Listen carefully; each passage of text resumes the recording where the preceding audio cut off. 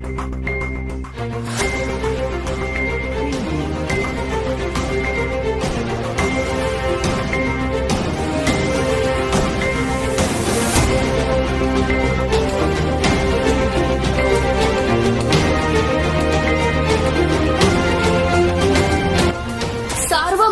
News Maharashtra.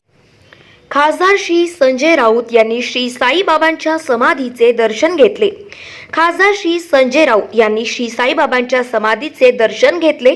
यावेळी श्री साईबाबा संस्थानचे प्रशासकीय अधिकारी राज तिलक बागवे उपस्थित होते।